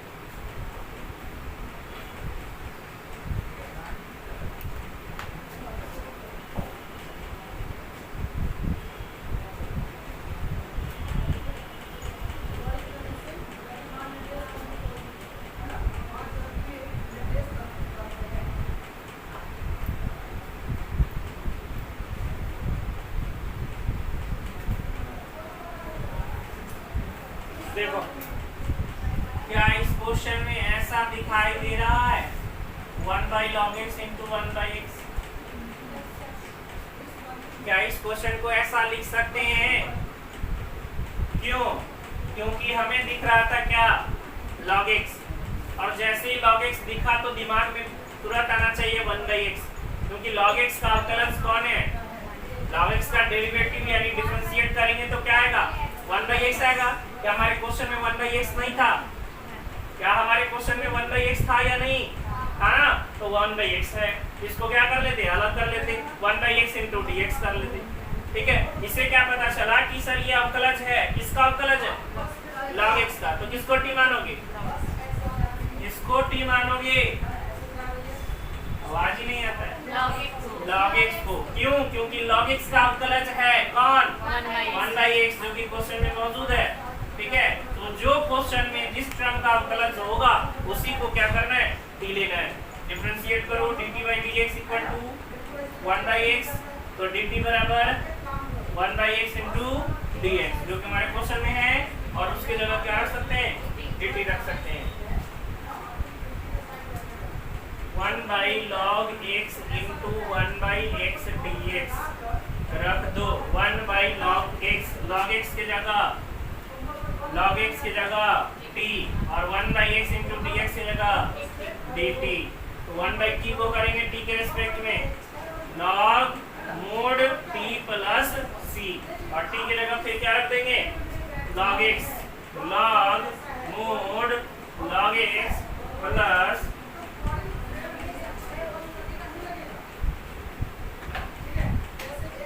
क्या घूर के देख रहे, खा जाएगी। अनामिका कुमारी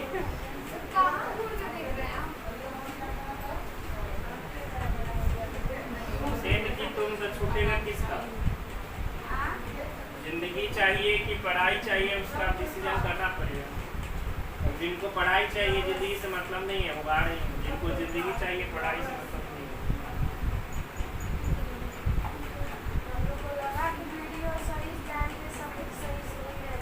दो नैया पर जब सवार होता है ना जिंदगी, तो हमेशा एक नैया कमजोर पड़ता ही पड़ता है, ये सच्चाई। ठीक है, अब दो नाव पे चढ़े हो ऑनलाइन ऑफलाइन, तो निश्चित है कि एक न एक में गड़बड़ी होगा ही।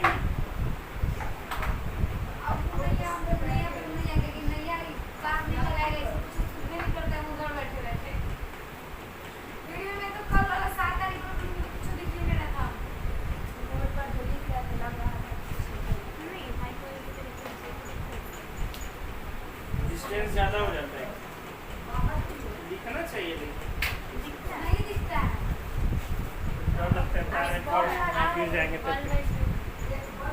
दिख तो रहा है, ये है कि थोड़ा छोटा हो जाता है, लेकिन ठीक है फिर भी देख सकते हो। वीडियो में जूम नहीं, तो स्क्रीनशॉट लेके जूम करके ऐसे मैथ में तो हो जाएगा, बाकी सब्जेक्ट क्या नहीं, क्योंकि मैथ में हम 7.3 तक पढ़ा चुके थे, मतलब पहले जो पढ़ाए थे वीडियो में वो वीडियो पढ़ा होगा। ठीक है, वो वाला डाल देंगे कर सकते।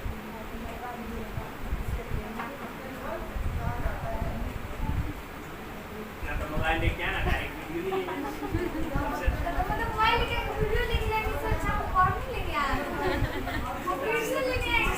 ही उस दिन का पार्लर लेके उसके बाद तो 3 वीडियो ले जाएंगे। वही कहता है, अच्छा बात है ना कि आप हमारी साथ में साथ लेंगे। ऐसा है कि इसमें कोई अकेले जाएगी, ये तक खास बात है, इसमें तकलीफ नहीं हो।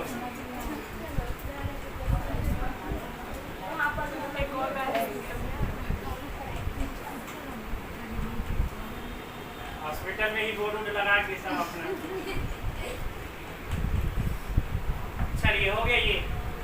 तो ये देखो दिक्कत करेगा, अगर ये पहचान नहीं पा रहे हो कि किसका अवकलज कौन है, तो फिर दिक्कत करना ही करना है। चलो एक्सरसाइज निकालो, बहुत एक्स्ट्रा करवाते। एक्सरसाइज निकालो तो 7.2।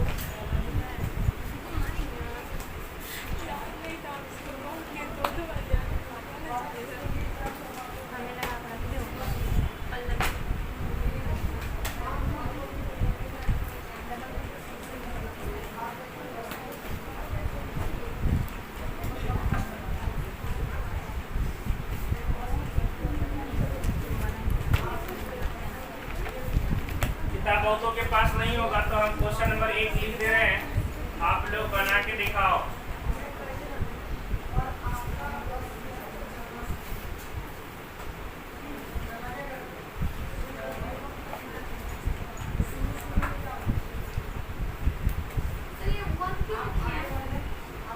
हम क्या लिखेंगे, क्वेश्चन दिया हुआ है किताब में।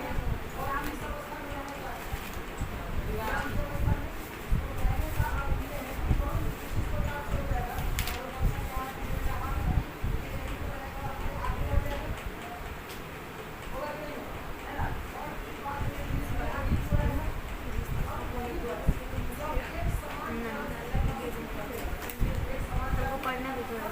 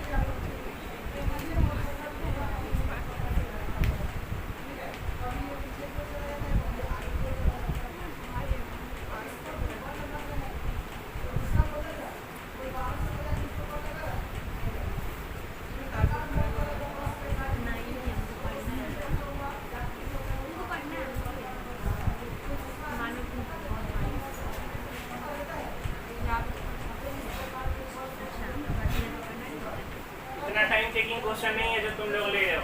साफ दिख रहा है सर, नीचे वाला काम करो, ऊपर वाला 1 प्लस एक्स स्क्वायर को डिफरेंशिएट करेंगे तो क्या मिलेगा, 2x नहीं मिलेगा। अब बच्चे सिर्फ एक्स स्क्वायर के बारे में सोच रहे हैं, 1 को भूल जा रहे हैं।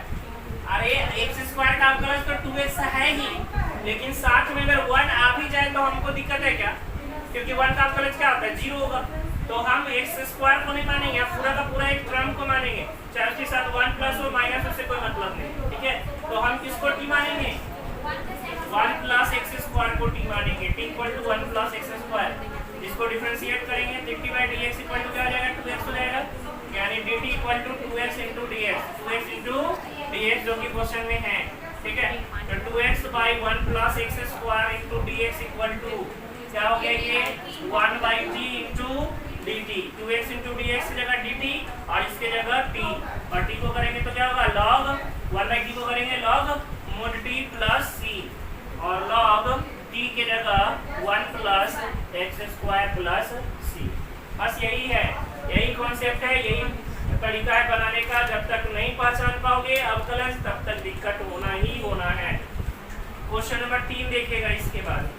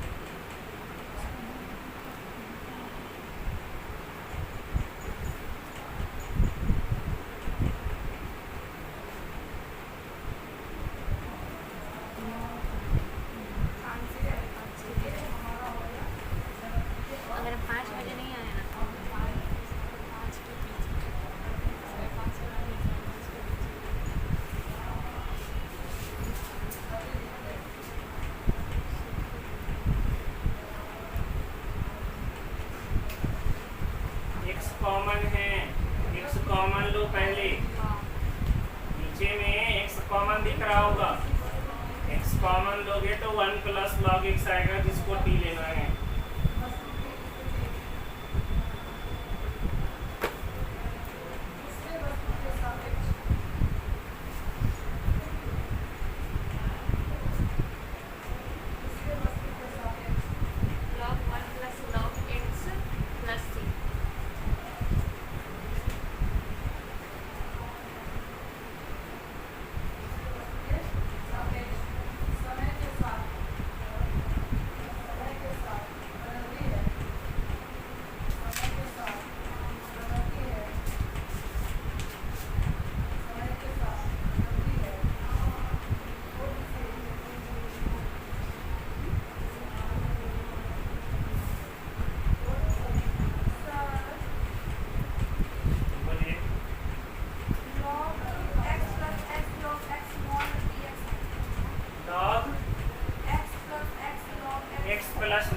बच्चा? log 1 plus देखो यहाँ से पहले क्या कॉमन दिख रहा है? x, तो 1 प्लस log x बचेगा। अब जैसे ही हमने कहा log x दिखा, दिमाग में तुरंत आना चाहिए क्या? 1/x खोजो। क्वेश्चन में 1/x है, क्वेश्चन में तो 1/x है। अगर दिख रहा है तो आप अलग अलग कर लो, ज्यादा समझ में आएगा। ये 1/1 प्लस log x इंटू में 1/x dx। क्लियर है यहाँ तक में?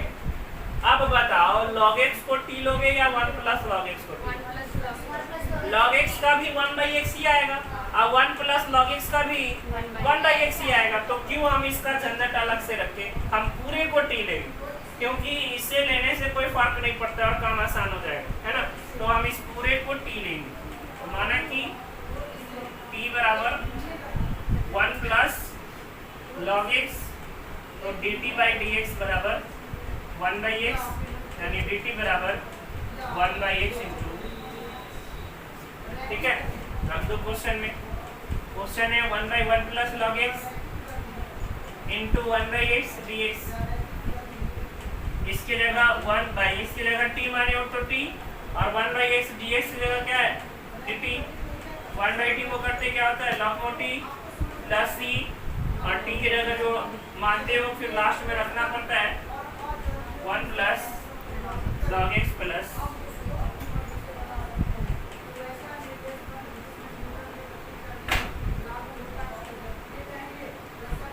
इसी दिन के लिए कहते हैं कि डिफरेंशिएशन अगर क्लियर नहीं है, बेसिक नहीं आता है, तो फिर दिक्कत होगा। बच्चों को नहीं पता है कि log x का 1/x होता है, x स्क्वायर का 2x होता है, x क्यूब का 3x स्क्वायर होता है ना। a पे पावर x का a पे x log a होता है, tan इनवर्स x का 1/1 प्लस x स्क्वायर होता है। अगर ये सब नहीं पता है बेसिक वाला डिफरेंशिएशन, तो फिर दिक्कत होगा। और पूरे प्रतिस्थापन विधि में यही काम है।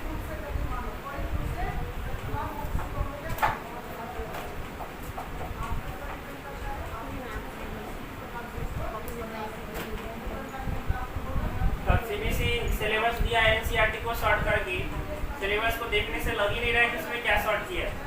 हर एक टॉपिक, हर एक एक्सरसाइज का तो नाम दिया हुआ है। देखो खोल के तुम लोग। पीडीएफ है तो पीडीएफ रीडर नहीं होगा, पीडीएफ रीडर जो है वो नहीं होगा, उसको डाउनलोड करो पीडीएफ रीडर, तभी होगा।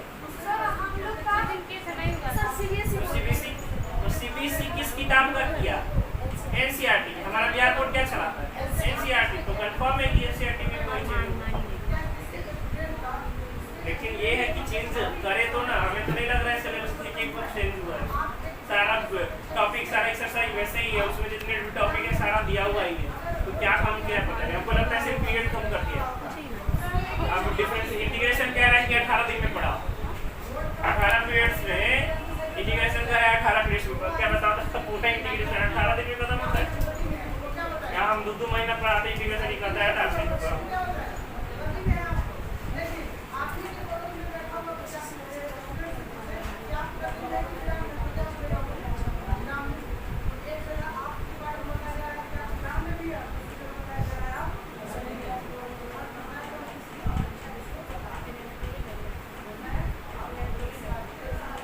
ज्यादा बोल दिया 18 दिन, 15 दिन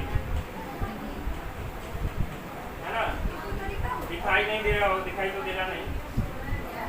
ये देखो इंटीग्रल्स है ना, इंटीग्रल्स, ये इंटीग्रल्स है और इंटीग्रल्स के सामने देखो कितना लिखा है 15 पीरियड्स, यानी 15 दिन। बताइए तो 15 दिन में इंटीग्रेशन का है। अब देखो टॉपिक कुछ नहीं छोड़ा है इंटीग्रेशन में। देखो integration and inverse process of differentiation हो गया, differential integration of variety of function, substitution method जो अभी हम लोग पढ़ रहे हैं, ठीक है। फ्रैक्शन मेथड जो आगे पढ़ेंगे, बाई पार्ट्स जो आगे पढ़ेंगे। उसके बाद कुछ स्पेशल कैरेक्टर होता है, ये फार्मूला में भी आपको लिखा मिलेगा, ठीक है। ये सारा आपको फार्मूला में मिल रहा होगा।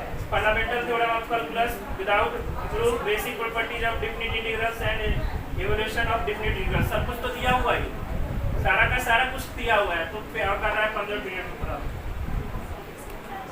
समझ से बाहर है। चलो कोई बात नहीं, हम लोग सब कुछ पढ़ेंगे।